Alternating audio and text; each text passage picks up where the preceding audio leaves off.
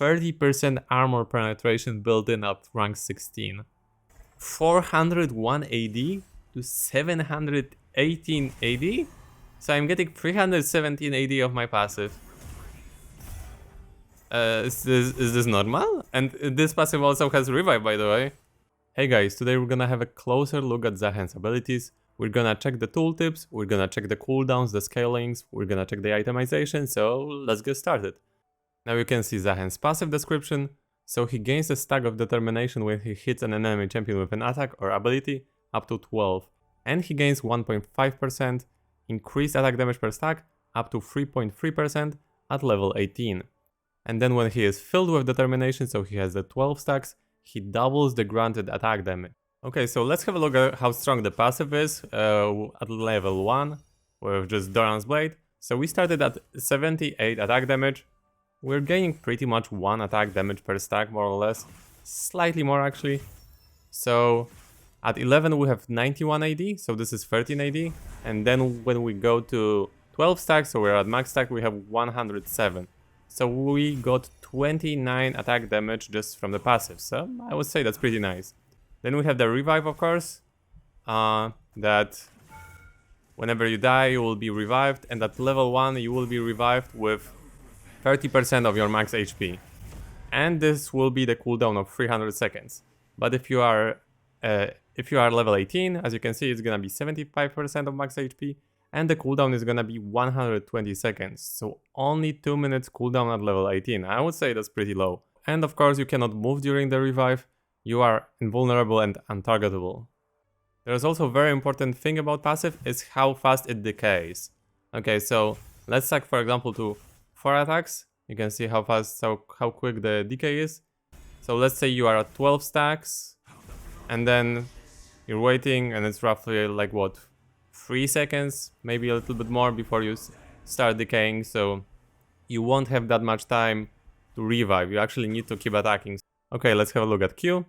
So Zaahen slashes twice on his next attack, and he does bonus damage based on his 40% of bonus AD and the base value, which is from 15 to 75, and he restores 5% of his max HP.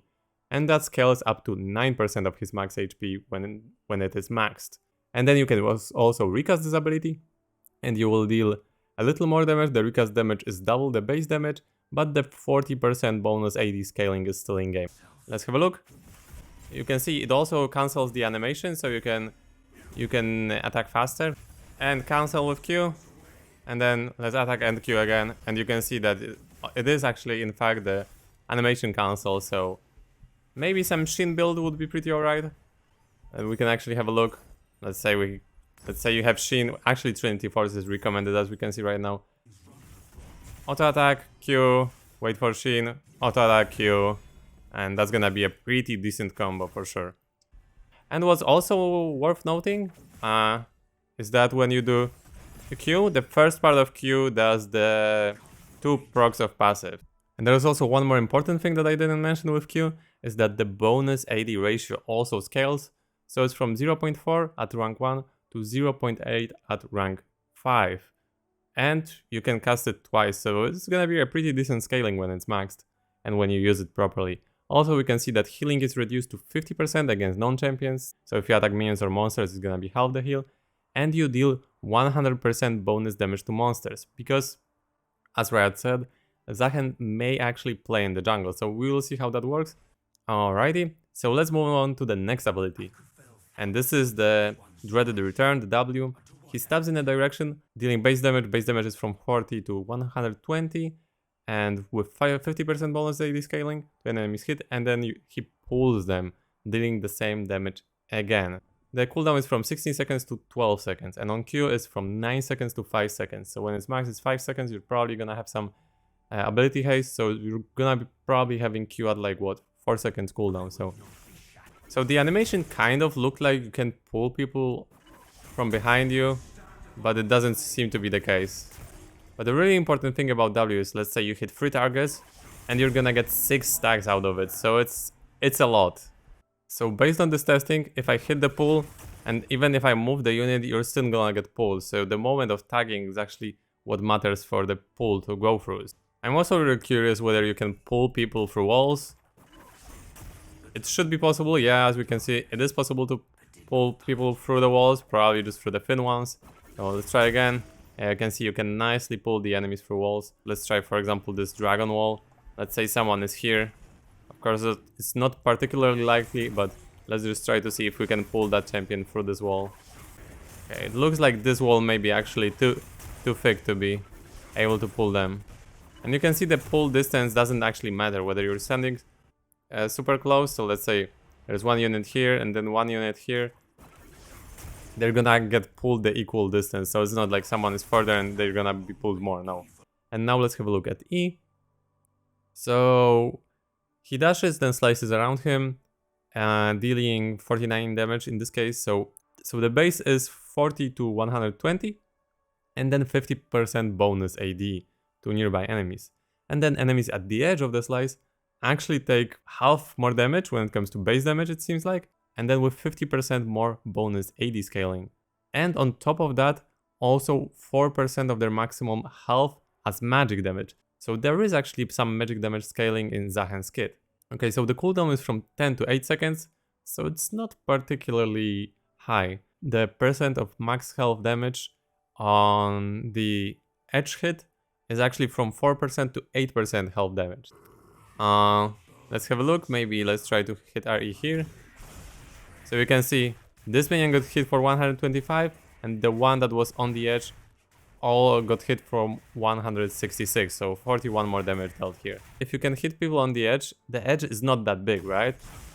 But if you can hit people on the edges, you're gonna deal plenty extra damage. This is like the best you can dash, so it's really not a big gap closer. Now let's have a look if we can cross the walls with that ability. Yes, you can, so this is pretty important that you can cross abilities, that you can cross walls with dashes. Not all dashes can do it. Okay, let's say this looks like this wall may already be too big for it. Now that we have E done, let's have a look at his ult. So ult, of course, it also has passive armor penetration. 30% at rank, oh man. This is pretty solid. I didn't know that, but I think this ability is gonna go places. 30% armor penetration built in at rank 16. Honestly, that's big. And the active, he gains 50% damage reduction while casting. So you can cast it anywhere. So you don't need to cast it on... Wow. I thought you might actually need some units to target, but no. You can just cast it anywhere. That's actually big. Okay, so maybe Riot was a little dishonest about that stickiness, because like imagine you then pull enemies, and then let's say they are far away and you still like dunk on top of them. You actually deal a lot of damage, so it's from 250 damage to 550 damage, but it has 200% bonus AD scaling. So let's say you have 200-ish bonus AD, and this ability is gonna hit for 1000. And the cooldown is 110, 95, and 80 at rank 3. So with some cooldown reduction, it's probably gonna be a minute. He doesn't have particularly high cooldown. Let's have a look at what Riot recommends us to buy. Okay, so this is the first 3 items we get recommended. So let's say you go Blade, you go like Trinity Force, and then, I don't know, let's say I got Armor Boost. Let's say I say less. Okay, so they recommend, for example, some Hydra items. So let's have a look at how the Q is gonna go with Hydra items. Okay, so this attack actually procs Hydra twice as well, so it's gonna be pretty nice that you're gonna Q, immediately Q, and then do like another attack and then another attack. So you're gonna be actually dishing a lot of damage this way. And then probably some other item like what we're seeing, like Thunder Sky, Sterak's Gauge. So like you can have Sterak, you can have Death Dance, maybe you want to go Overlord's Bloodmail. Stridebreaker maybe a good item to like increase your stickiness. Let's say you're dashing and then you also slow someone with Stridebreaker. That can be an okay option. And you're also gonna have movement speed on top of that, so that might be an option as well for an item. Some random boost. So let's say we have 3 items. We are level 18, which is, I would say, realistic. So we have 281 AD right now. So let's see how much we can actually get from passive. So let's attack. Oh wow. That's a lot of AD. So with 10 attacks, we got from 281 to 373. That's 82 AD. Oh my. 281 AD to 503 AD. Am I not feeling well? But is it like a little insane? If this guy gets level 18 and he gets on top of you, I'm only having 3 items. Like I'm not even having like the craziest amount of items, and I'm having already 500 AD. Oh yeah, let's see what runes I have. I don't have Gathering Storm. I don't have anything that's boost. Let's add, for example, Thunder Sky. Or actually, let's try offensive build. Let's go Eclipse. So we are pretty. I am aware we are squishy. Okay, let's try passive. We are 401 AD. Let's do one ability like this. Let's do like this. Let's ult from 401 AD to 718.